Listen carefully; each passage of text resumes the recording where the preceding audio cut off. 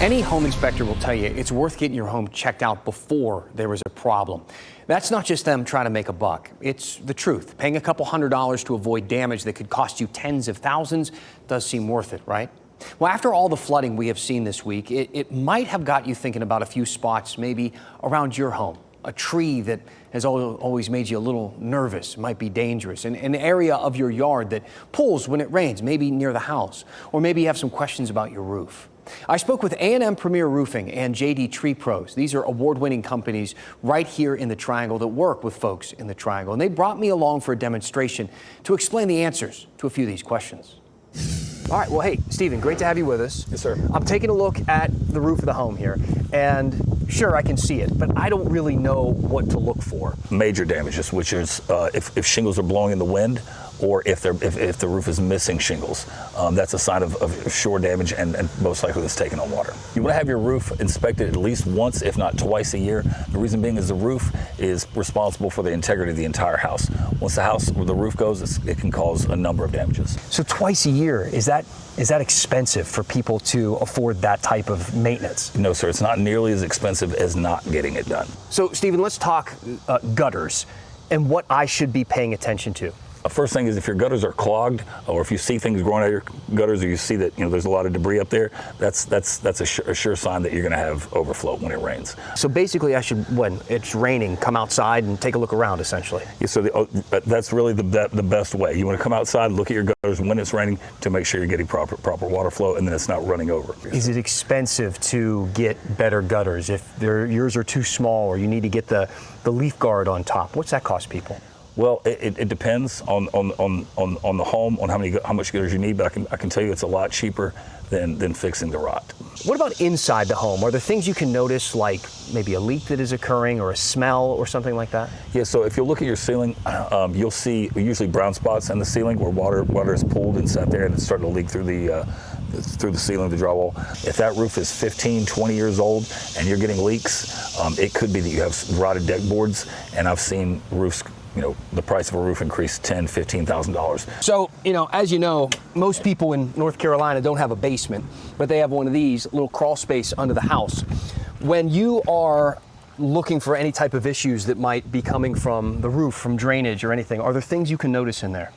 Well, for crawl space, you want often a very musty smell. Now, it's always going to have some sort of a smell, but if it's a strong musty odor, that's a sign of potential water damage. Also, in your floor in your home, if you got soft spots in your floor, that could be due to your crawl space. I feel like water and moisture is one of the biggest enemies to a homeowner. Absolutely, but there again, it can be relatively inexpensive to take care of a home for tens of years if you just get it inspected once a year. And like I said, it shouldn't cost more than a few $100s to have your home inspected. And then if someone does catch an issue, they catch it before it becomes a big issue. And usually, no more than $1,000 should fix it. Thanks, Stephen. Yes, sir. Thank you for having me. I appreciate it. Yeah, yes, sir. You bet. So, Daniel, here we are in the yard, two big trees out front. Does anything stick out? We got a downspout of water running to the tree over here. So the fact that the downspout comes here and runs toward these trees. Correct. That matters. Yes, especially during storm times when the tree is moving around, it's creating a mass of that root starting to shift and move around. It opens up that ground. And the more that gets moved around that way, that creates that hazard. From that point, you also want to look for mushrooms. Trees really, they don't heal, they seal. So when you see a big tree that has those large kind of mushrooms outside, what does that mean? That's a problem? Yes. So those large mushrooms are indicative of root rot.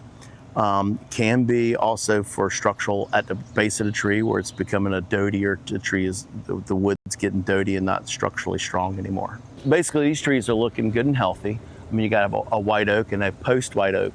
You want to prune them for the right reasons. It's not just a cosmetic. When you got storms and movement of rain, you got that rain weight additional to the leaf weight itself, and then you add that wind factor on top of it. So some of that pruning around the homes is for that factor to keep it from being such a heavier tree, a mass of a tree. Okay, on this situation, we have a large maturing white oak.